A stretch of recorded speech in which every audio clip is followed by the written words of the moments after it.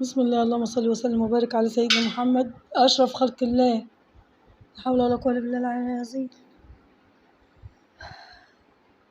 شوفوا الجمال ده بقى إيه؟ دي كيكة بالكريمة والمانجا، حاجة كده جميلة جدا ما شاء الله يعني بجد، وحاجة سهلة بسيطة وكل حاجة في البيت. هنعملها ببيضتين، لا إله إلا الله. هنعملها ببيضتين بسم الله الرحمن الرحيم، لا حول ولا قوة إلا بالله العلي العظيم.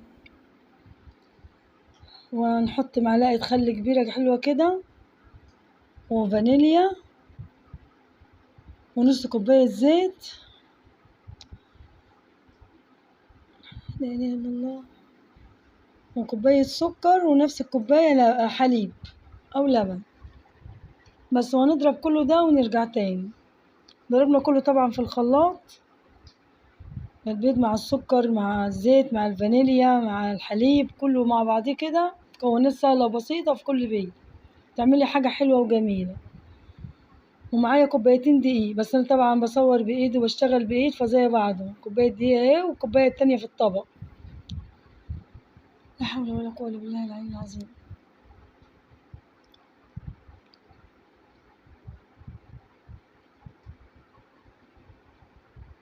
انا كنت خايفه احط الدقيق كده ومن غير ما امسك كويس لحسن ال- المصفى تقع في قلب الخليط. وطبعا حطيت معلقه بيكنج باودر كبيره او كيس، اللي هي طبعا البيكنج باودر اللي احنا بنقول عليه في مصر اللي هو خميره الحلويات. بس دي كيكه بسيطه وسهله وجميله، ونشوف هنعمل ايه مع بعضين. لا حول ولا قوه الا بالله العلي العظيم. اللهم صل وسلم وبارك على سيدنا محمد وعلى اله وصحبه اجمعين. خلصنا الكيكه اهو. وتجيب الصينية بقى اللي انت تعملي فيها، انا جايبة اللي هي البايركس الوسط، ولا هو الكبير ولا هو الصغير، اللي هو الوسط، تقريبا 25 مقاس و25. بس هو تصبي الخليط بتاعك كده بعد ما تدهني البايركس اللي معاك او الصينية اللي معاك اللي انت عايز تعملي فيها اعمليه. بس كده هننزل الخليط كله. ورحت حطيتها، طبعا كنت مولعة الفرن. تعالي بقى نكمل عبال ما تستوي. ده كيس جيلي مانجا. بصوا يا جماعة، يعني للأمانة المفروض إن أنا حطيت كوباية مية سخنة، ما احطش تاني علشان خاطر أنا ما كنتش عايزة كمية كبيرة، كان كفاية عليا كوباية المية دي. أنا بقى زودت عادي يعني مية، هي نص كوباية مية ساقعة، يعني ساقعة متلجة، فما كانش لازم يعني، كان كفاية عشان خاطر طبعا أنا هسقي الكيكة بحليب، فعشان يعني علت معايا جامد، عشان كده بقول لكم يعني. فكفاية كوباية المية السخنة للجيلي بس.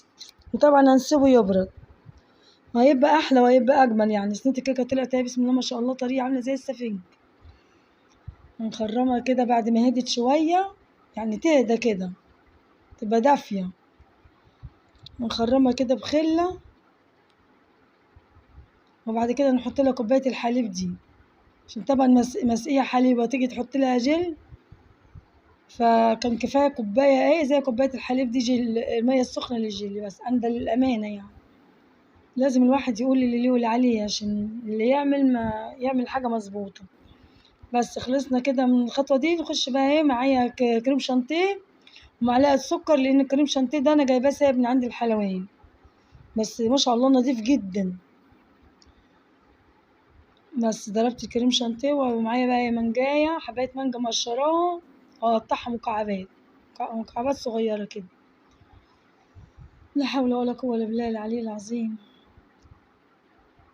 حاجة سهلة وبسيطة وجميلة بجد، كانت جميلة جدا وطعمها خرافة. جربوها، ويعني بسيطة، يعني حاجات بسيطة في البيت إن شاء الله.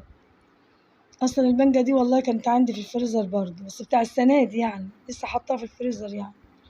هي حبايه مانجا واحده بس، هنقطعها مكعبات كده زي ما انتم شايفين. لا حول ولا قوه الا بالله العلي العظيم.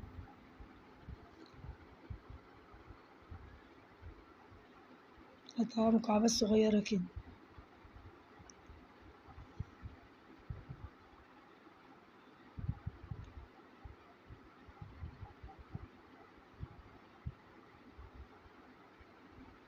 مم. بس هنيجي بقى نركب كله ده على بعضيه.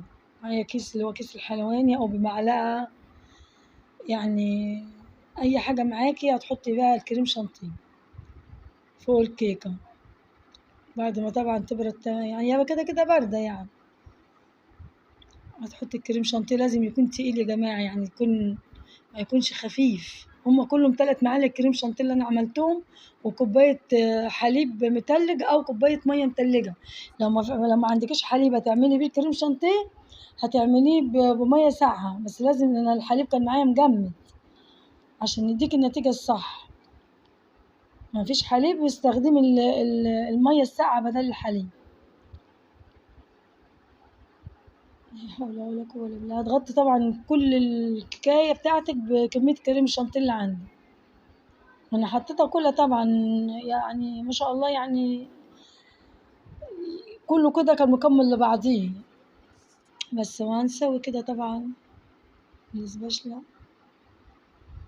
لا إله إلا الله ولا حول ولا قوة إلا بالله العلي العظيم. أحلى متابعين وأحلى ناس، واللي وصل لحد كده بالله عليك تحطوا له لايك، المشاهدات تقع عندي. أنا بحاول إن أنا أعمل لكم حاجة كويسة، بس أنا مش لاقية نتيجة بصراحة يعني. عشان كده أنا زعلانة جدا والله، وما راضية أنزل فيديوهات. أنا ليا 10 أيام ما نزلتش فيديو بسبب إن أنا مش لاقية تفاعل. ليه؟ ما اعرفش، الحاجة مش عاجباكوا ولا ايه بالظبط، الله اعلم.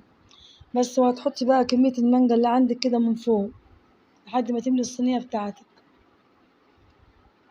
لا اله الا الله ولا حول ولا قوة الا بالله العلي العظيم. تجديد في انك تعملي كيكاية حلوة، وجربوا وشوفوا والله حاجة جميلة جدا، كانت عاملة زي الجاتوه.